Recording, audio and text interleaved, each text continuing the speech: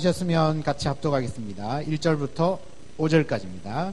사람이 다윗에게 전하여 이르되 보소서 블레셋 사람이 그 일날을 쳐서 그 타작마당을 탈취하였더니 이에 다윗이 여호와께 묻자와 이르되 내가 가서 이 블레셋 사람들을 치리이까? 여호와께서 다윗에게 이르시되 가서 블레셋 사람들을 치고 그 일날을 구원하라 하시니 다윗의 사람들이 그에게 이르되 보소서 우리가 유다에 있기도 두렵거든 하물며 그 일라에 가서 블레셋 사람들의 군대를 치는 일이리까 한지라. 다윗이 여호와께 다시 묻자온데 여호와께서 대답하여 이르시되 일어나 그 일라로 내려가라. 내가 블레셋 사람들을 내 손에 넘기리라 하신지라.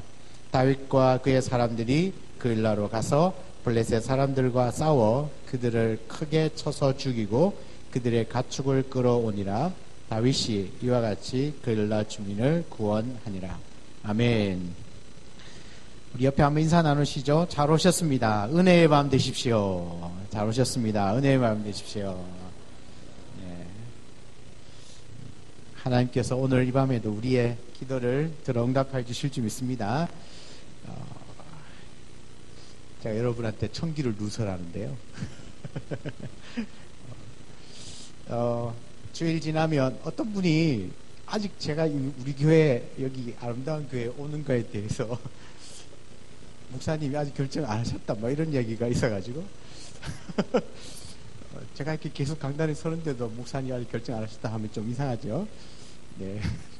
저는 아름다운 교회 담임 목사입니다. 네, 믿어주십시오. 제가 주일 지나고 난 이후에 이제 새벽 기도를 계속 이제 다음 주부터는 이제 신년 첫 주부터는 할 겁니다. 새벽 기도를 어떻게 하냐면 여선에 이렇게 매일 성경이라는 책이 있어요. 이게 큐티 책이거든요. 큐티 책이에요. 네, 매일 성경인데 여기에 보면 매일매일 성경을 읽고 묵상할 수 있도록 매일 날짜별로 이렇게 쭉 진행이 되고 있거든요. 저는 이 날짜에 따라서 본문을 정해서 설교를 할 겁니다. 여러분은 이 책을 이렇게 따라오시면 돼요. 너무 정말 좋은 책입니다. 아마 시중에 나와 있는 대부분의 큐티책이 굉장히 많거든요.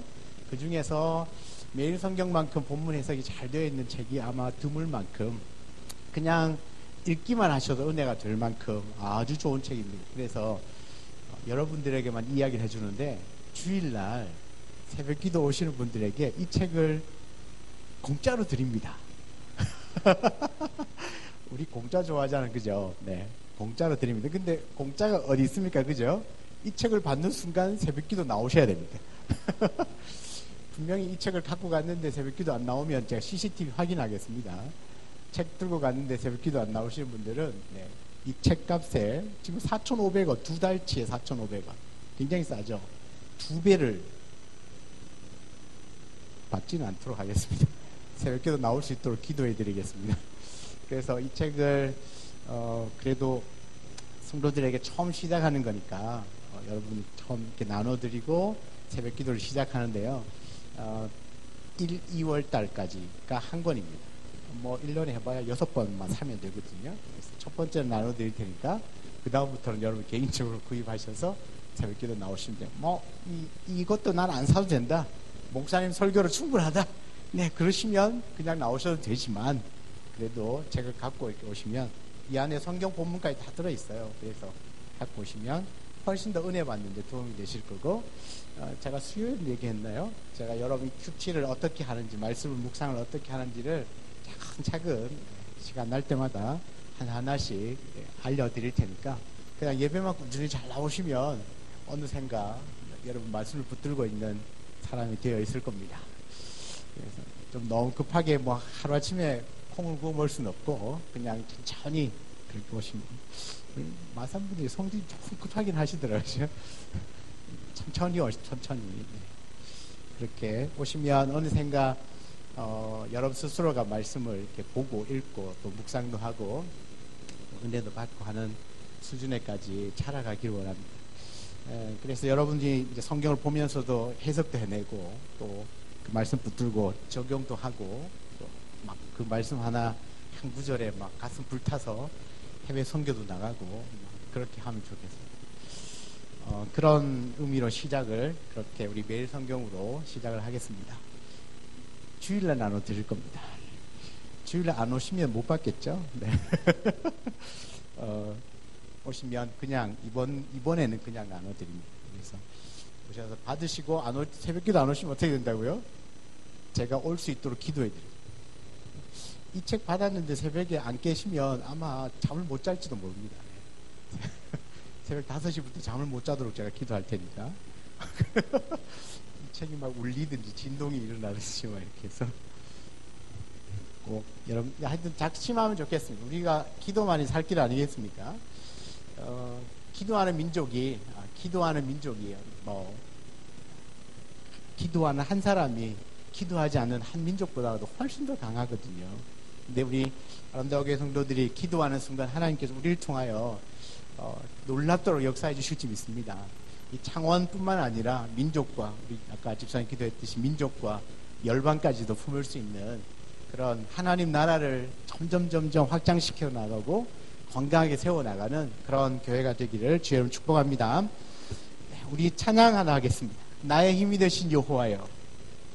다 아시죠? 네, 나의 힘이 되신 여호와여, 내가 주님을 사랑합니다. 우리 찬양을 같이 한번 드리고 말씀 듣도록 하겠습니다.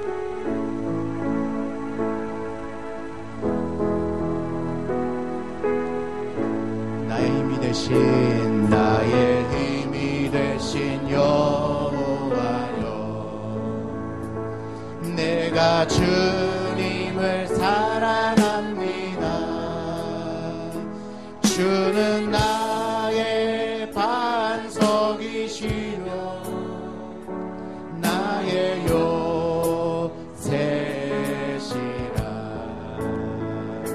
주는 나를 건지시는 나의 주, 나의 하나님, 나의 귀한 마으시오.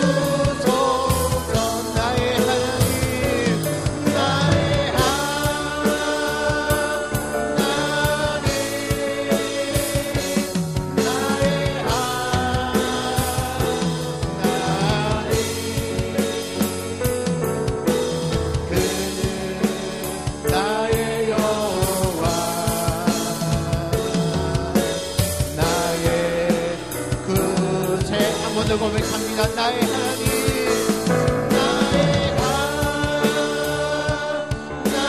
하나님, 나의 하나님, 구원의 뿌리시오, 구원의 뿌리시오, 나의 산성이십니다. 나의 산성이란 나의 하나님, 나의 하나님,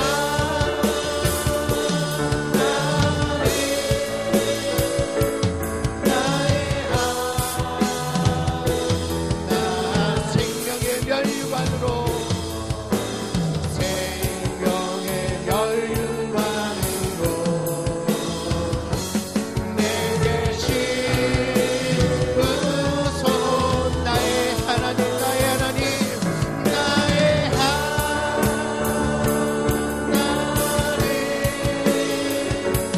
나의 하나님, 그는 나의 여호와, 그는 나의 여호와, 나의 구세주십니다. 나의 구세주. 우리 하나님께 박수 한번 드릴까요? 감사합니다. 오늘 신년 첫 금요기도회인데 여러분 잘 오셨습니다.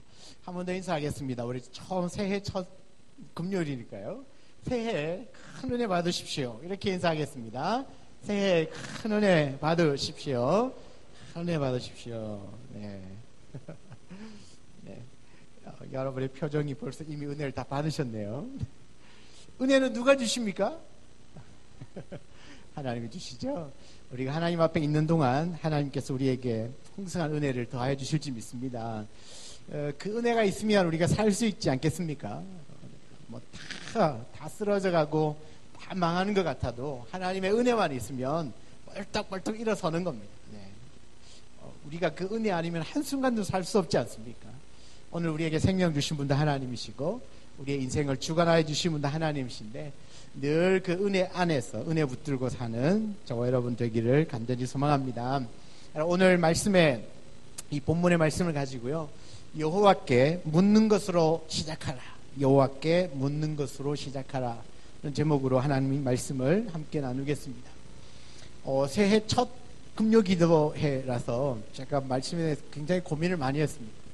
원래는 이 말씀이 아니었는데 싹 지우고 다시 시작해서 새해 첫 금요기도회를 이 말씀을 함께 나누면서 올 한 해 동안 우리가 어떻게 믿음으로 달려가야 할지에 대한 가장 중요한 기본 중에 기본 하나를 함께 나누면서 그렇게 시작할까 합니다.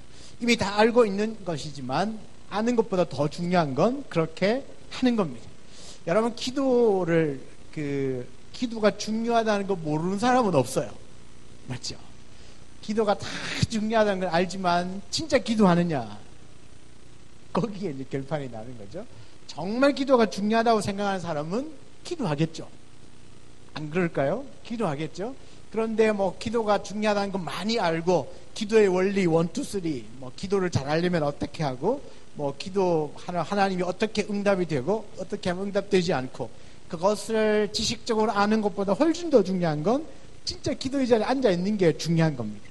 그 자리에 앉아 있지 않으면 뭐 어떤 기도 응답도 못 받고 뭐 은혜도 안 되고 다 안 될 거 아니에요, 그죠? 그래서 뭐 이 기도가 어떤 것이냐, 그것보다 훨씬 더 중요한 건 진짜 그 기도의 자리에 앉아 있는 그 1분, 그 5분이 훨씬 더 중요한 시간인 줄 믿습니다. 그래서 오늘 이 밤에 우리가 말씀을 듣고 기도할 때 정말 하나님 앞에 부르짖어 기도하는 그런 시간 되기를 원하고, 새벽은 뭐 조용조용히 기도할 수도 있지만 금요일만큼은 정말 부르짖어서 한도 없이 끝도 없이 그렇게 기도하고 가시는 밤이 되었으면 좋겠습니다. 여러분, 사무엘상의 그 후반부 좀 더 구체적으로 이야기를 하면 19장 이후부터는 줄곧 어떤 이야기냐면 다윗을 죽이려고 하는 그 사울왕, 그리고 그 사울왕을 피하여서 도망다니는 그 다윗의 이야기가 나옵니다. 여러분, 사울의 아들이었던 그 요나단의 도움으로 이 다윗이 사울의 아버지, 아니지, 요나단의 아버지 사울이 다윗을 죽이려고 하는 그 계획을 이제 알게 되죠. 요나단이 다윗에게 이제 알려준 것이죠. 그래서 그때부터 이제 도망자 신세가 됩니다. 예루살렘에서 도망하여서 라마나요스로 가고 또 라마나요스에서 다시 놉 땅으로 도망하게 되고요. 그 놉 땅에서는 제사장 그 아히멜렉의 눈을 쏘기 위하여서 침을 질질 흘리면서 미친 채 하면서 정말 그 부끄럽게 정말 그렇게 하지 않으면 뭐 죽을 수도 있으니까 온갖 수모를 견뎌내면서 침을 질질 흘리며 미친 채 하면서 겨우겨우 목숨을 구걸하여서 놉 땅을 도망하여 나옵니다. 그 이후에 아둘람 동굴에 숨어 있다가 다시 모압으로 피신을 하고 그 이후에 유다 땅 헤렛 수풀에 숨어 들어가게 되죠. 그러니까 계속 어느 곳에 정착하지 못하고 도망다니고 왜냐하면 그 숨어 있는 곳이 발각되어지면 또 사울이 군대를 이끌고 와서 다윗을 또 잡으려고 하니까 다윗은 계속 이곳저곳을 도망다닐 수밖에 없었던 겁니다. 그런데 그렇게 피신하는 중에 블레셋 사람들이 그일라라고 하는 어떤 마을을 침략을 해서 쳐들어와서 타작마당을 탈취하고요. 그들이 열심히 농사를 지어서 추수하고 곡식을 딱 쌓아놨는데 그것을 다 블레셋 사람들이 빼앗아가는 겁니다. 그 이야기를 듣게 되었죠. 너무나 안타까운 이야기를 들었습니다. 그일라라고 하는 동네에 블레셋이 들어와서 모든 농작물들을 다 빼앗아간다는 이야기를 들었습니다. 다윗은 그 이야기를 듣고 즉각적으로 움직이지 않았습니다. 그가 어떤 일을 했습니까? 2절에 보면 2절 한번 보시죠. 2절 2에 다윗이 여호와께 묻자와 이르되 내가 가서 이 블레셋 사람들을 치리까 여호와께서 다윗에게 이르시되 가서 블레셋 사람들을 치고 그일라를 구원하라. 자, 이 그일라를 구원할 것인가 말 것인가의 문제를 두고 가장 먼저 다윗이 했던 건 일단 하나님께 물었습니다. 하나님, 가서 저 블레셋 사람들을 칠까요? 그러니까 저 블레셋을 무찌를까요? 싸워도 됩니까? 안 됩니까? 라고 물어보는 겁니다. 그때 하나님은 다윗에게 뭐라고 대답하셨죠? 그래, 올라가서 그일라를 구원해라. 그런데 그 말씀을 듣고 이제 막 실행을 하려고 하니까 이 하나님께 물어보지 않았던 그 다윗의 측근들이 있을 거 아니에요. 그 다윗의 측근들이 반대하고 나섭니다. 안 됩니다. 지금 우리가 전쟁을 한다는 건 사울 왕에게 노출되는 겁니다. 그렇잖아요. 사울 왕에게 노출되어져서 내가 지금 어디 숨어있니? 다윗이 숨어있는 곳이 발각이 될 거라는 거죠. 그래서 절대로 안 됩니다. 여러분 어떻게 생각하면 당연한 일 아니겠습니까? 3절을 한번 보면 다윗의 사람들이 그에게 이르되 보소서 우리가 유다에 있기도 두렵거든 하물며 그일라에 가서 블레셋 사람들의 군대를 치는 일이니까. 그러니까 여기에 있는 것도 두려운데 들킬까봐 두려운데 아니 블레셋까지 가서 전쟁을 하게 되면 당연히 소문 다 날 것이고 사울이 군대를 이끌고 와서 또 다윗을 죽이려고 할 텐데 안 됩니다. 그렇게 다윗의 측근들이 말리는 겁니다. 그때 그러니까 우리가 쉽게 이야기하면 그러니까 당신의 코가 우리 코가 석자인데 누구를 도와주느냐 뭐 그런 이야기죠. 이건 무모한 짓입니다. 옆에서 계속 이야기를 하는 거죠. 듣고 보니 그럴듯했습니다. 그러나 하나님께 먼저 들은 말씀이 있으니까 다윗이 어떻게 합니까? 4절에 보면 다윗이 여호와께 어떻게 해요? 다시 묻자온대. 하나님 여호와께 다시 묻자온대. 다시 물었을 때 하나님의 대답은 어떻습니까? 일어나 그일라로 내려가라. 내가 블레셋 사람들을 너의 손에 넘기리라. 똑같은 응답을 주신 겁니다. 2번 묻고 하나님은 2번 똑같은 응답을 주셨습니다. 다윗과 그의 측근들은 이 하나님의 대답을 듣고는 과감하게 일어나서 그 그일라 땅으로 갔고 그곳을 침공한 그 블레셋과 싸워서 크게 이겼습니다. 그리고 빼앗겼던 가축과 곡식들을 다시 다 되돌려 받게 된 것입니다. 여러분 이것이 오늘 읽었던 그 본문의 내용입니다.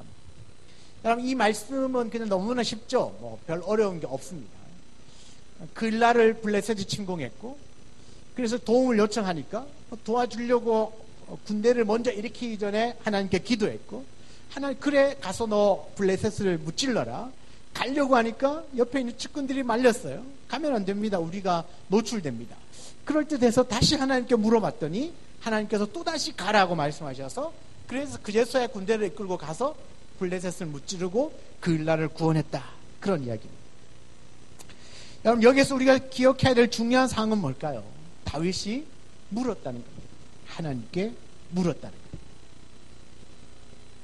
지금 다윗이 갖고 있는 힘은요, 얼마든지 그냥 당장에 가도 그 블레셋을 무찌를 수 있는 그런 힘이 있는, 비록 도망자 신세이긴 하지만 그의 측근에는 용감한 사람들이 있었어요.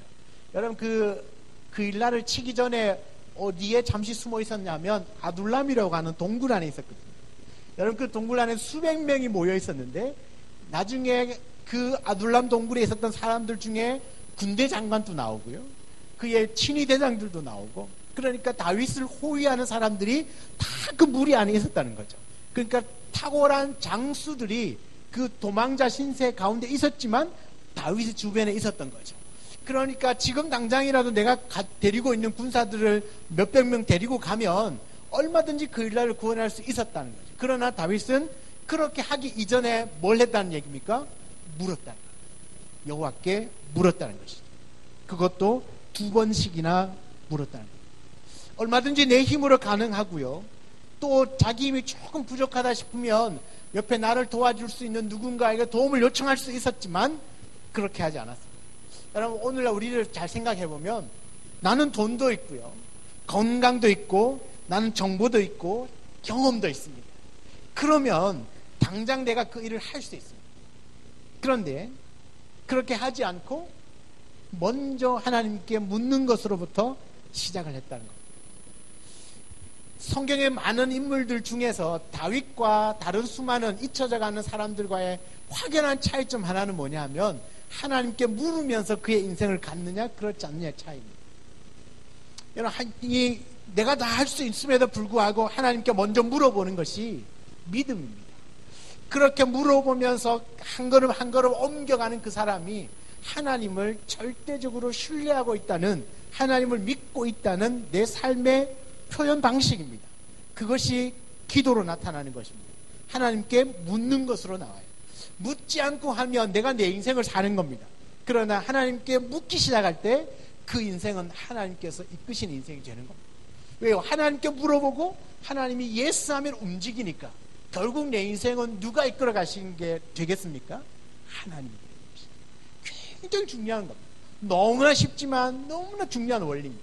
내가 물을 때, 기도할 때 하나님이 내 인생을 붙들고 가시는 것이지만 기도하지 않고 뭔가를 시작할 때 내가 내 인생을 사는 것이 되는 거죠. 내가 내 인생의 주인이 되어 있습니다. 하나님을 신뢰하는 것처럼 보이죠. 왜요?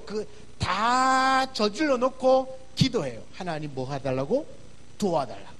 그러니까 내가 일할 테니까 하나님은 내가 할 때, 어려울 때 좀 날 도와달라는 그 정도 수준으로 하나님을 내 곁에 두고 있어요.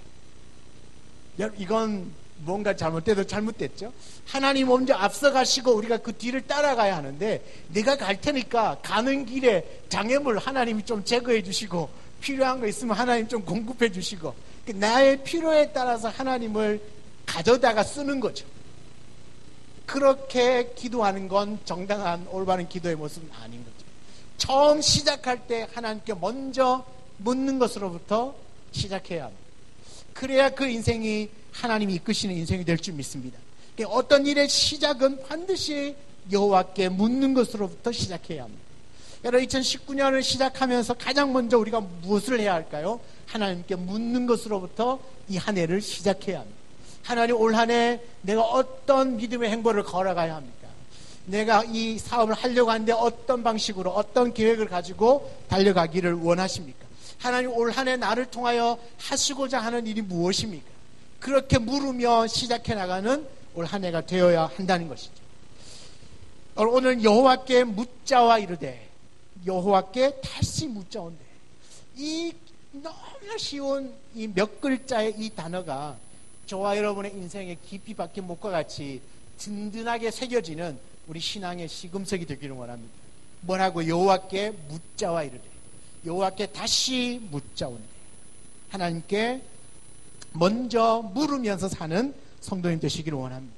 여러분, 무슨 일을 시작하려고 하면 어떤 일이든지 하나님께 묻는 것으로부터 시작하십시오.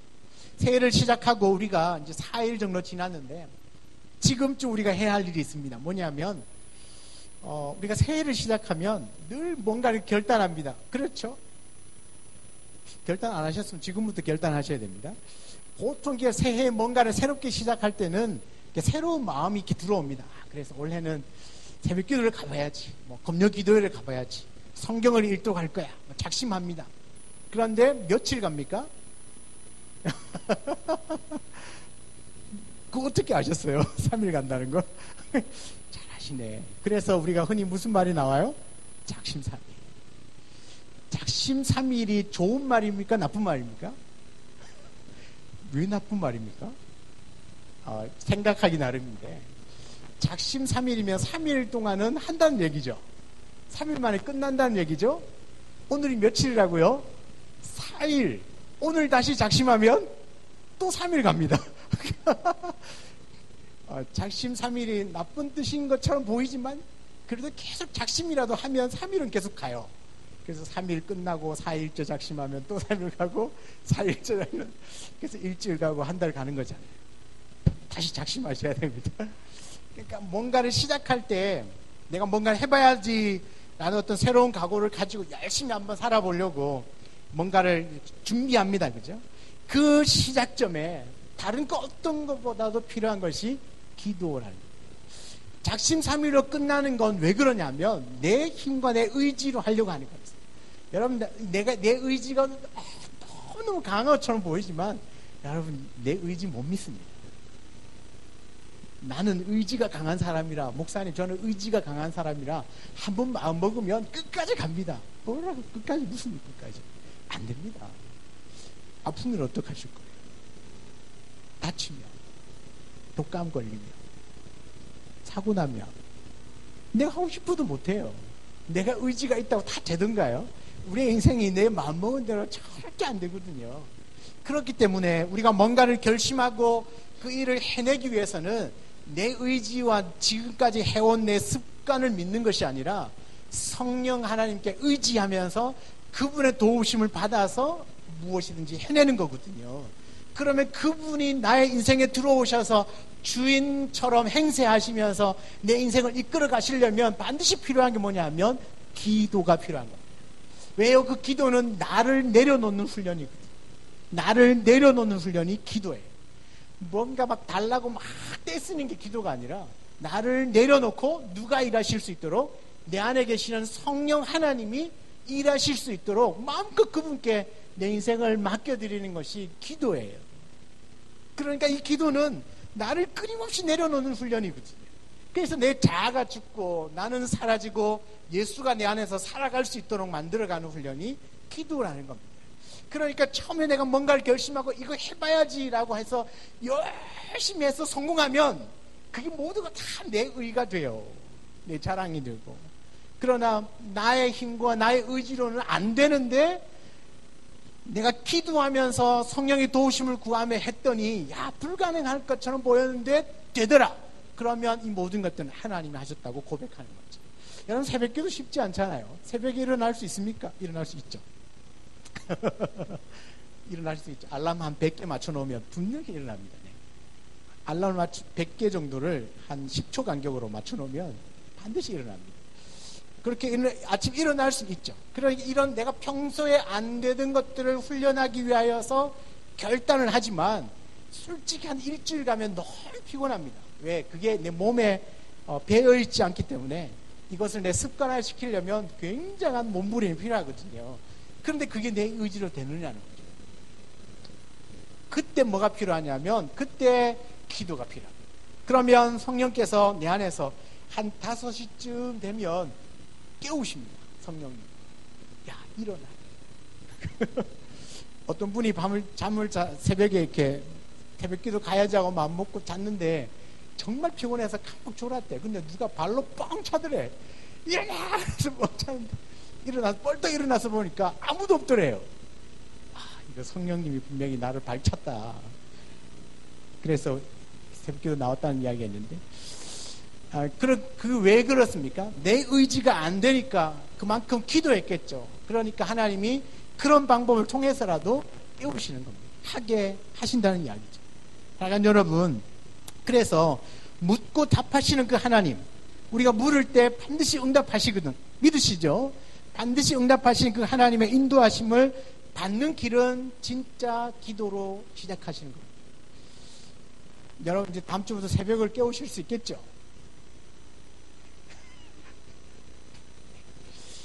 새벽에도 기도하고 금요일 날도 기도하면 역사가 일어나겠죠. 안 일어나는 게 더 기적이겠죠.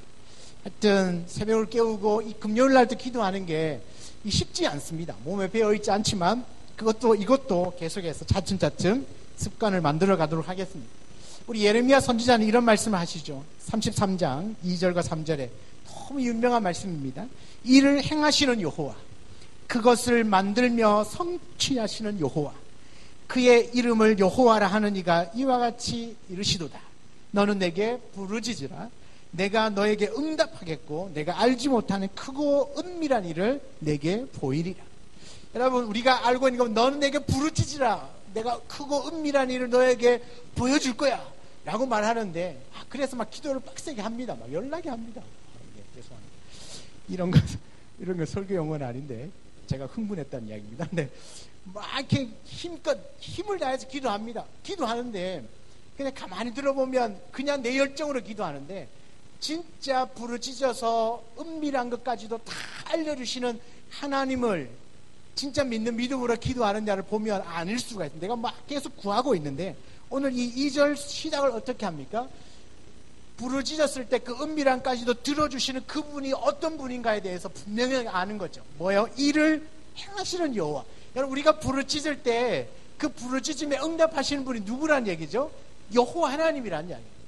여호와 하나님은 그 일을 행하시고 성취하시는 여호와. 우리는 그분께 부르짖고 그분의 응답을 기다리는 겁니다. 우리가 물을 때 그분께 묻는 거죠. 근데 그분이 누구냐? 어떤 분이냐? 일을 행하시는 분이시고 일을 성취하시는 여호와 하나님이신 줄 믿습니다. 우리가 하나님께 물을 때 하나님께서 행하시고 또 성취하여 주신 줄 믿습니다. 우리가 이 믿음으로 무장하는 거죠. 하나님이 행하시고 그 일을 성취하시는 분은 하나님이십니다. 내 열심과 나의 노력 물론 중요하죠. 그러나 그 이전에 먼저 하나님께 물을 때 하나님께서 일하시고 하나님께서 행하시고 하나님께서 성취해 주시는 줄 믿습니다. 여러분, 우리가 성경을 볼 때 하나님께 묻는 그 본을 보여주신, 가장 훌륭한 본을 보여주신 분이 누구냐면 예수 그리스도입니다. 예수 그리스도께서 우리에게 하나님께 물어보는 본을 너무나 정확하고 명확하게 보여주셨습니다. 여러분, 예수님은 30년의 그 사생회, 개인 생활, 사생회를 마치고 그 3년의 공생애를 시작하는 그 시점에 뭐 하셨습니까? 금식 기도하셨습니다. 40일 금식 기도. 예수님은 하나님이신 거 아셨죠? 아시죠? 예수님은 하나님이시고 성자 하나님이시기 때문에 그분은 기도 안 하셔도 되거든요. 안 하셔도요, 귀신 쫓아낼 수 있고 병든 자 고칠 수 있고 죽은 나사로 살릴 수 있습니다. 그런데 예수님은 그의 사생애의 30년을 끝내고 이제 그리스도로서, 메시아로서 사역하시는 그 3년의 공생애의 첫 시작점을 뭘로 시작하시냐면 기도로 시작하셨다.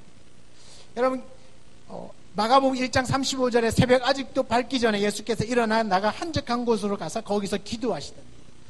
예수님은 이른 새벽에 일어나셔서 기도하시러 가셨다는 이야기입니다. 여러분, 우리 마가복음 1장을 한번 찾아볼까요? 마가복음 1장입니다.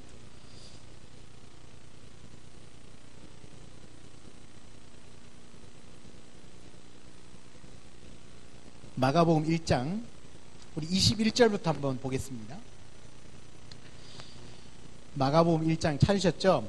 1장 12절에 보면 성령께서 예수를 광야로 몰아내셔가지고 거기에 시험을 받았다는 이야기 나오고요. 금식 기도하고 난 이후에, 자, 21절에 보면 가버나움에 들어가셨습니다. 그죠? 가버나움에 들어가서 안식일에 회당에 들어가서 가르쳐 주셨습니다. 그런데 23절에 보면 그들의 그 회당에 더러운 귀신 들린 사람이 있어가지고 소리를 막 지르는 거예요. 그래서 27절에 보면 그 더러운 귀신에게 명령하니까 그 귀신이 순종하고 나갔어요. 29절에 보면 회당에서 나와서 또 야고보 요한과 함께 시몬과 안드레의 집에 들어가니까 그 시몬의 장모가 열병으로 누워있네요. 31절에 그 열병이 떠나갔대요. 손을 잡고 일으키니까 열병이 떠나갔대요. 그러니까 고쳐주셨다는 얘기죠. 자, 32절에 저녁이 저물어 해질 때가 되었는데 모든 병자와 귀신 들린 자가 예수께 데리고 오니까요. 온 34절에 각종 병에 있던 사람 다 고쳐주시고 많은 귀신 쫓아내시고 그러니까 다 하신 거예요. 자, 이것이 뭐예요? 가버나움에 회당에 들어가셔서 말씀 가르치고 있었는데 그 회당에 귀신 들린 자가 있어서 쫓아내주셨어요. 자, 그 회당에서 나오자마자 시몬 베드로의 집에 가서 장모님의 열병을 고쳐주시고 그래 해가 이제 저물었네요. 저물었는데 수많은 병자와 귀신 들린 자가 왔을 때 다 고쳐주셨어요. 그러니까 하루 종일 아침부터 하루 종일 주님은 가르치시고 고치시고 전파하는 사역들을 하셨어요.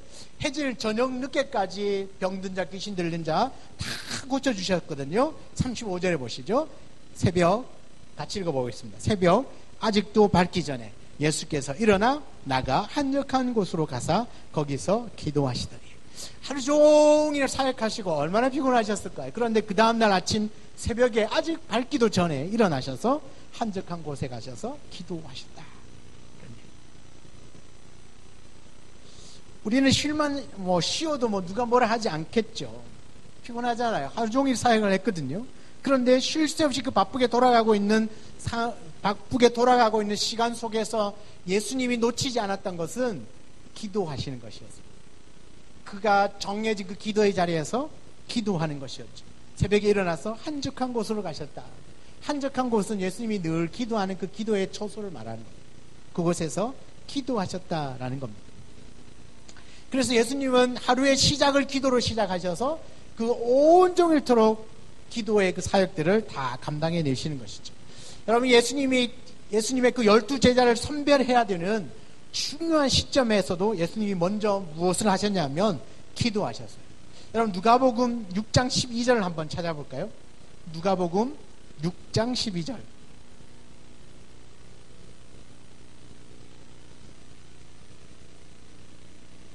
(6장 12절) 12절과 13절 같이 읽어보겠습니다. 그때에 예수께서 기도하시러 산으로 가사 밤이 새도록 하나님께 기도하시고 밝음에 그 제자들을 부르사 그 중에서 12를 택하여 사도라 칭하셨습니다. 자, 예수님이 12제자를 택하기 위하여서 사전 작업이 무엇이었습니까? 밤새도록 기도하시고 제자를 부르셨습니다. 정말 중요한 일이 있을 때 예수님이 그 3년의 공생애 동안 솔직히 남겨놓은 제자는 가룟 유다를 제외하면 11명이잖아요. 그죠? 그 11명의 제자를 남기기 위하여 밤새도록 기도하시고 그 12제자를 선택하셨다. 그러니까 예수님 입장에서 정말 중요한 선택의 그 선택 앞에 예수님이 했던 것은 기도였다는 겁니다. 중요도에 따라서 밤을 새면서까지도 기도했다는 거죠. 밤새 기도하셨다는 겁니다. 밤새워서 기도하셨다. 어떻게 생각하면 예수님이 하나님이시니까 그렇게 할 필요도 없지만 그는 친히 기도하셨습니다. 여기에서 우리가 알 수 있는 것 중에 하나, 얻어야 할 교훈 중에 하나가 무엇이냐면, 그럼 예수님이 왜 이렇게 기도하셨을까? 안 해도 되는 분이 하셨을까? 그건요, 가장 쉽게 생각해 보면 우리에게 본을 보이시기 위함입니다. 본. 안 하셔도 될 분이 그 일을 하는 건요, 나를 보고 따라와라는 뜻입니다. 나를 보고 따라와라. 예수님이 기도 안 하셔도 될 분이 새벽에도 기도하시고 중요한 문제를 앞에 놓고 밤새워 기도하시고, 그리고 또 어떤 기도 하시죠? 금식 기도도 하시고, 그렇게 하시는 이유는 따라오라는 것. 그럼 우리가 예수님의 그 행적을 따라서 발자취를 따라가는 사람의 입장에서 나는 그러면 어떻게 살아야 될까? 그러면 우리도 먼저 수시로 늘 언제나 기도하고 일을 시작하고, 진짜 내 인생에 중요한 문제가 있을 때는 밤새워서라도 기도하고 금식해서라도 기도하는 그 기도의 삶을 우리에게 보여주시고 우리도 그렇게 따라오라고 말씀해 주시는 줄 믿습니다. 예수님의 그 삶에 있어서 결정판은 뭐니 해도 겟세마네의 기도입니다. 누가복음 22장에 보면 22장 39절에 예수께서 나가서 습관을 따라서 감람산에 가셨다. 여러분 1장에 처음 마가복음 1장에 처음 예수님이 공생애를 시작하고 그가 하루 종일 사역할 수 있었던 그 에너지가 아침 그 새벽 오이름 미명에 한적한 곳에서 기도하심으로 하나님의 힘을 얻어서 사역했던 그것으로부터 나왔고, 그런데 마지막 그의 십자가를 지시기 전 공생애를 끝내는 마지막 시점에 와서는 성경은 뭐라고 얘기하냐면 습관을 따라서 감람산에 갔다는 겁니다. 그 말은 뭐죠? 처음 시작점에 기도했는데 그 기도가 계속 이어져 내려왔다는 겁니다. 그것도 뭐요? 습관처럼. 여러분 습관이 우리가 나쁜 뜻으로도 사용하는 게 습관처럼 하는데 습관처럼이라도 기도하세요. 안 하는 것보다 훨씬 낫습니다. 어떤 분이 이런 분이 있어요. 예배가 습관이 되지 않게 해달라고. 여러분 예배 습관 들이기 어렵습니다. 어려워요. 그래서 저는 좀 습관적으로라도 예배를 좀 드려보시라고. 들쭉날쭉 하지 마시고. 기도도요. 습관적인 기도는 안 좋아. 그럼 제발 좀 기도가 습관이 돼 보시라고요. 꼭 그렇게 안 되시는 분이 그런 이야기를 해요. 기도가 습관이 안 되고 예배가 습관이 안 되신 분이 습관처럼 드리는 거 안 좋다고 얘기하는데, 여러분 그건 습관처럼 드린다는 그 의미는 우리는 이제 알고는 있죠, 그죠? 여러분 알고는 있잖아요. 뭐 그냥 타성에 젖어서 그냥 아무 생각 없이 앉아있는 그런 것들을 의미하긴 하지만 말 그대로 그 단어 그대로를 우리가 적용한다면 여러분 습관적으로라도 기도할 수 있길 바랍니다. 예수님은 그 기도가 몸에 배어 있어가지고 그 피곤한 것 문제되지 않습니다. 뭐 지금 어렵고 힘든 것 문제되지 않습니다. 내일 당장 십자가에 달려서 죽을지언정 오늘 기도하는 겁니다. 그것이 습관을 따라 기도하는 겁니다. 그래서 습관을 따라 기도한다는 건 지금 내가 지금 주어진 형편이 문제되지 않는다는 거예요. 형편이 어떻든 간에 그냥 기도한다는 거죠. 그 유명한 책 있잖아요. 나는 바쁘니까 기도합니다. 바빠서 기도합니다. 여러분 바쁘면 기도 시간 빼먹잖아요. 바쁘면 기도 시간이 줄어들잖아요. 그런데 오히려 바쁘기 때문에 기도합니다. 바쁘기 때문에. 그것이 우리 습관처럼 기도하는 사람들의 모습이 아닐까 싶습니다. 우리 아름다운 교회 성도님 모두가 다 바빠서 기도합니다라는 이런 믿음의 고백이 나오기를 주의 이름으로 축복합니다. 스캔했습니다. 제가 언제 한 거. 아멘 하신 분 제 눈으로 다 스캔했습니다. 바빠서 기도하는 거죠. 그러니까 이 기도하는 것만큼 현명하고 지혜로운 사람이 없어요. 왜? 하나님의 도우심을 구한다는 거니까. 여러분 그 겟세마네 기도에서 예수님은 습관을 따라서 기도하시기 시작했고요. 그 기도가 얼마나 간절했든지 힘쓰고 애써 더욱 간절히 기도했다. 그랬더니 땀이 땅에 떨어지는 핏방울 같이 되었다. 그렇게 간절히 힘쓰고 애써 더욱 간절히 기도하셨다. 이렇게 말씀합니다. 우리 기도할 때 우리 금요 기도회만큼은 예수님의 기도처럼 힘쓰고 애써 더욱 간절히 기도하는 이 밤이 되기를 축복합니다. 그렇게 기도할 때 정말 사생결단을 기도하는 거 아닙니까? 그렇게 기도할 때 천사도 우리 예수님을 옆에서 돕고 있었다는 거죠. 천사도 예수님의 그 기도를 도와주는 거예요. 우리가 애쓰고 간절히 기도할 때 천사도 우리를 도우러 오시는 거죠. 사랑하는 성도 여러분, 다윗 왕이요, 차츰 이야기를 하기 다윗 왕이 예수 그리스도를 예표하고 있는데요. 왜 이 다윗 왕이 예수님의 그 형상, 예수님을 보여줄 수 있는 좋은 표본이 되느냐라고 말했을 땐 묻는 것이었습니다. 묻는 것에 그 인생의 모든 일의 시작점, 그의 신앙의 가장 출발점에 하나님을 먼저 기억하고 하나님께 묻는 것으로부터 시작했던 이 다윗이 그 어떤 누구보다가도 예수님 닮았다. 그렇게 말할 수 있다는 이야기입니다.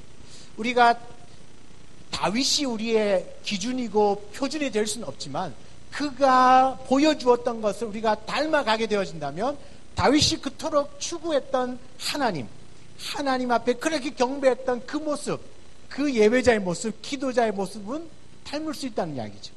우리가 신앙의 어떤 훌륭한 인물로 바라보고 갈 수는 있지만 우리의 최종 목표는 예수 그리스도 아닙니까? 예수 그리스도가 최종 목표인데 그분을 향하여 달려가려고 하니까 너무 멀게 느껴져. 그러면 그분을 쫓아갔던 믿음의 선배 한 명을 붙들면 되거든요.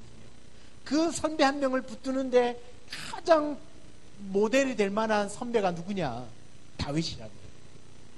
그 다윗이 오늘 본문에서 보았던 것처럼 하나님께 묻고 또 묻고, 여기에도 기록되어 있지만요, 그 사무엘상을 상하를 보면 수시로 다윗은 하나님께 묻고, 하나님 올라갈까요 말까요?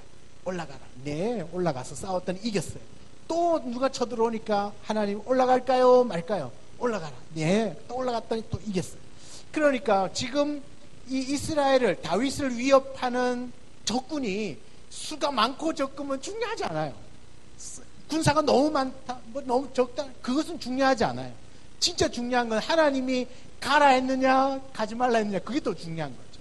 그래서 하나님께 물어보고 예스 하면 아무리 어렵고 안 되는 것 같아도 그 일은 되게 되어 있습니다. 왜요? 하나님이 예스 했거든요. 그럼 하나님이 도와주시겠다는 얘기 아닙니까? 하나님이 노 하면 다 될 것 같아도 안 되는 겁니다. 저는 이거 너무 많이 경험해 봤거든요. 하나님 예스 하면 진짜 안 될 것 같은데 되고요, 하나님이 노 하면 아무리 노력해도, 이건 내 경험과 내가 갖고 있는 것으로는 이건 100% 되는 일인데도 안 되더라고요. 그런데 하나님이 예스 하면 와, 되겠나 하는데 되더라고요.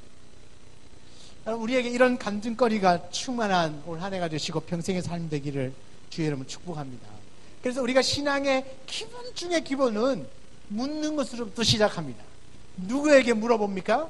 이를 행하시는 여호와, 이를 성취하시는 여호와, 그분께 묻고 그분께 답을 얻고 그분을 붙들고 그분을 의지하고, 그렇게 하루하루를, 한 달 한 달을, 한 해 한 해를 살아가는 것이죠. 그러니까 올 한 해 처음 시작하는 이 시점에 우리가 무엇을 붙들고 올 한 해를 승리할 것인가? 간단합니다. 답은 하나님이시고, 그러면 그 하나님 붙들고 그분께 물으면서 한 걸음 한 걸음 가는 인생이 되기를 원합니다. 여러분이 앞으로 살아갈 인생 어떻게 여러분 살지 아십니까? 한 달 뒤에 2월 달에 여러분이 어떻게 살아가실지 아십니까? 죄송합니다. 5분 뒤에 무슨 일이 일어날지 아십니까? 지금부터 5분 뒤, 지금 20분인데요 25분에 나에게 무슨 일이 일어날지 아시는 분이죠. 우리는 단 1분 뒤도 살아보지 못했습니다. 5분 뒤의 인생을 우리는 살아본 적이 없어요. 어떻게 될지 아무도 모릅니다. 그런데 내 5분 뒤, 1년 뒤, 10년 뒤에 내 인생을 나보다 가장 너무나 정확하게 알고 계시는 분은 딱 한 분 계십니다. 누구시죠? 하나님이시죠. 그분만이 내 5분 뒤, 1년 뒤, 10년 뒤를 아시는 분이에요. 나의 인생의 처음부터 끝까지를 다 설계하시고 섭리하시는 그분이 계시는데, 여러분 그분께 붙들려 있는 것이 가장 안전하고 가장 지혜롭고 가장 평안하지 않겠습니까? 나는 5분 뒤를 살아보지 못한 인생을 살아서 어쩌면 불안할 수도 있고요, 걱정할 수도 있어요. 어떻게 될까? 내 한 달 뒤, 1년 뒤가 내가 어떤 모습으로 있을까? 궁금하잖아요. 궁금하면 물어봐야죠. 누구에게? 하나님께 물어봐요. 하나님께 물어보면 너 1년 뒤에 이렇게 될 거야 얘기하지 않습니다. 현재 네가 이렇게 살아라, 그 이야기를 하실 겁니다. 그리고 중요한 건 누구에게 물어보느냐도 중요하고, 그 어떤 것들을 물으면서 사는가도 너무너무 중요한 거죠. 그래서 오늘 우리가 말씀 있는 것처럼 누구에게 물어봐야 합니까? 이를 성취하시고 그 일을 행하시는 여호와께 물어보고, 그러면 내가 무엇을 물어봐야 될까요? 무엇인지 다, 어떤 일이든지 내가 생각할 때 요 정도는 내가 그냥 안 물어봐도 하나님 귀찮을 텐데, 이렇게 내가 판단할 문제는 아니라요. 하나님 좀 시간이 좀 많이 지나셔서, 천지 창조하고 난 이후에 시간이 많이 지나셔서 하나님 혹시 힘이 좀 빠지셨나? 그래서 요 정도는 제가 알아서 할게요, 하나님. 그리고 요거 조금 힘들 것 같으니까 요거는 좀 하나님이 좀 해결해 주시고, 이것 자체가 굉장한 교만입니다. 요 정도 할 것 같은 요것도 굉장한 교만입니다. 그래서 모든 부분, 나의 하나님께 뭐 이것까지도 물어봐야, 이것까지도 기도해야 됩니까? 라고 하는 그것까지도 기도하셔야 됩니다. 그러면 여러분 머릿속에 스쳐 지나가는 게 있어요. 뭐냐면 성경의 야고보서에 보면 너의 정욕대로 구하는 건 안 들어준다는데, 그러면서 뭐예요? 기도 안 해요. 생각해보니까 이건 정욕대로 구하는 것 같고 저건 아닌 것 같고 모르겠다. 기도하지 말자. 근데 여러분 제 말을 한번 잘 들어보십시오. 여러분이 구하는 게 정욕대로 구하는 건지 안 구하는 건지 누가 판단하시죠? 하나님이 하시죠. 나는 판단할 수 없어. 예를 들어서 하나님 나 돈 1,000,000원 필요한데 돈 1,000,000원 주세요. 그럼 제가 단순하게 돈 1,000,000원 주세요라고 기도했어요. 여러분 이 기도가 정욕대로 구하는 겁니까? 아닙니까? 모르시잖아요. 그죠? 여러분 이거 정답 아시는 분 저한테 오십시오. 제가 1,000,000원 벌 수 있도록 기도해 드릴 테니. 모르거든요. 왜냐하면 나는 판단할 수 없다는 얘기예요. 그러니까 지금 현 시점에서 나에게 1,000,000원이 필요하면 하나님 주실 겁니다. 그러면 그게 내 정욕대로 구하는 건 아니잖아요. 그런데 돈 달라고 하니까 정욕대로 구하는 거네. 그렇게 판단하는 건 내 교만이에요. 그러면 어떻게 기도해야 되느냐? 그냥 기도하는 겁니다. 무엇이든지 응답은 하나님 알아서. 저는 어려운 얘기 안 한다고 그랬죠? 간단합니다. 내가 생각나는 건 무엇이든지 기도해 놓으면 하나님이 때에 따라서 가장 합당하게 응답해 주실 겁니다. 정욕대로 구한 것이면 하나님이 노라고 응답하실 거고요. 그렇지 않은 것들은 가장 좋은 때에 가장 좋은 것들로 채워주실 겁니다.